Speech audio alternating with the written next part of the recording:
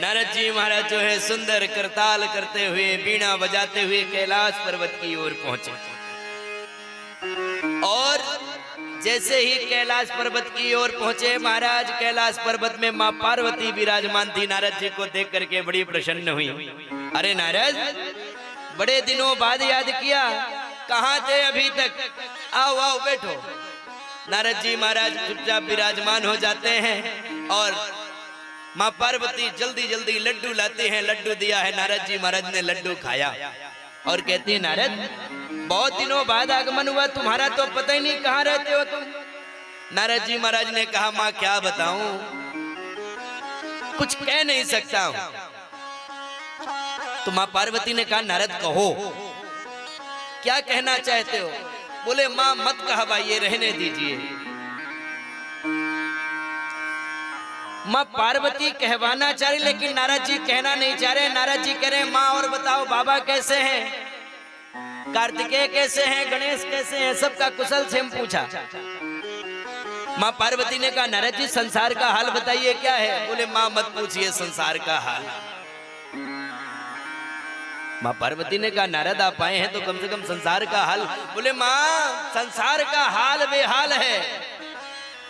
मां संसार में तो ऐसी स्थिति है कि बिना स्वार्थ के कोई किसी से प्रेम ही नहीं करता। इतना तक कि सबसे ज्यादा अगर प्रेम देखा जाए और सबसे ज्यादा स्वार्थ देखा जाए तो संसार में सबसे ज्यादा इतना मां की पति भी पत्नी भी एक दूसरे से प्रेम बिना स्वार्थ के नहीं करते। नारद जी महाराज ने मां पार्वती से कहा। मां पार्वती कहती हैं, हाँ नारद होगा ऐसा, जैसा कह रहे हो बिल्कुल होगा, लेकिन मेरे बाबा तो मुझे बड़ा प्रेम करते हैं।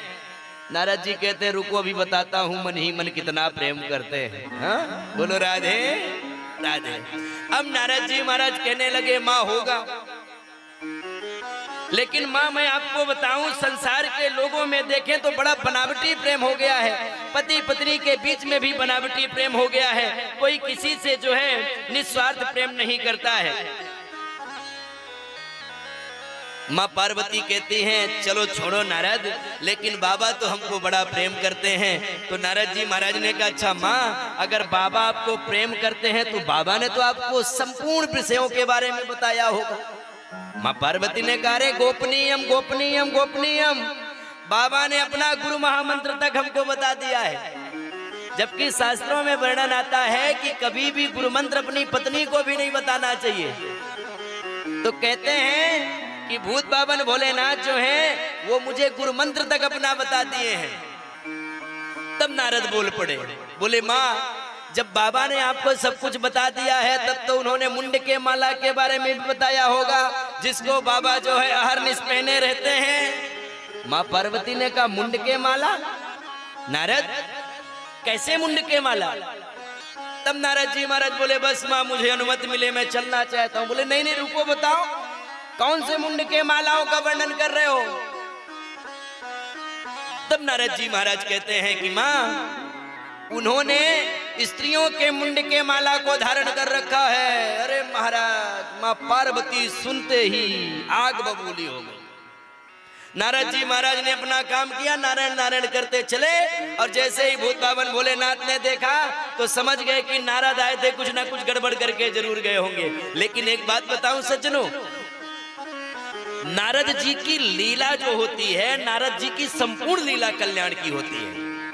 और आज भागवत धर्म का प्रचार प्रसार करना है, इसलिए नारद जी ने लीला किया।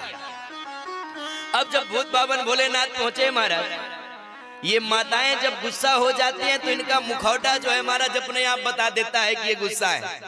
अब मां पार्वती जो है रूठ करके बैठ गई।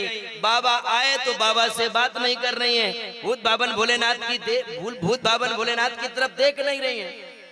अब महाराज भूत बाबन भोलेनाथ कहते हैं, देवी क्या कारण है, आप क्यों रूठी हुई हैं, आपके रूठने का कारण क्या है। महाराज मां पार्वती तो कुछ बात ही नहीं कर रही हैं। अंतोगत्वा मां पार्वती से जिद कर दिया भूत बाबन भोलेनाथ ने, और जब जिद किया भूत बाबन भोलेनाथ ने तो मां पार्वती ने कहा कि आप मुझसे बात मत करिए क्योंकि आप बड़े कपटी हैं। भूत बाबन भोलेनाथ ने कहा कि मैंने आपसे ऐसा क्या कपट कर दिया। मैंने तो आपको संपूर्ण चीजें इतना तक कि गुरु मंत्र तक बताया है। बोले रहने दीजिए, मुझे तो लगता था कि संसार में सबसे ज्यादा अगर कोई प्रेम करता है तो आप मुझसे प्रेम करते हैं, लेकिन मुझे क्या पता कि आपने भी कपट किया, आप मुझसे प्रेम नहीं करते हैं। भूत बाबन भोलेनाथ ने बड़े भाव से पूछा माँ पार्वती से कि क्या हुआ। तब यहाँ महाराज वर्णन आता है कि भूत बाबन भोलेनाथ के पूछने पर माँ पार्वती कहती कि आप ये बताइए कि कौन सी स्त्रियों के मुंड के माला को धारण कर रखा है। अब भूत बाबन भोलेनाथ ने कहा देवी ये किसी और के मुंड के माला नहीं, ये आपके ही मुंड के माला है। अब तो माँ पार्वती और गुस्सा हो गई, यही प्रेम करते हो, झूठा प्रेम करते हो, झूठा दिखावा करते हो, कहते हो प्रेम करते हैं। ऐसा कौन सा अमृत खा रखे हो कि तुम जीवित हो और मैं मरती जाती हूँ और मुंड के माला पहनते जाते हो? यही प्रेम है, मैं मर जाती हूँ। प्रेम तो वो है कि मैं मरूं तो तुम भी मरो। क्यों आजकल का जैसा महाराज प्रेम है, हा? अब महाराज यहाँ वर्णन आता है भगवान की लीला का। यहाँ भूत बाबन भोलेनाथ जो हैं, ऐसा वर्णन आता है कि भूत बाबन भोलेनाथ की लीला का वर्णन करते भूत बाबन भोलेनाथ कहते हैं देवी आपने जब जब अपने शरीर को त्यागा तब तब मैं आपके बिन नहीं रह सकता था, आपसे अनन्य स्नेह करता था, इसलिए मैंने आपके मुंड के मालाओं को बना करके पिरो करके मैंने मुंड का माला धारण कर लिया।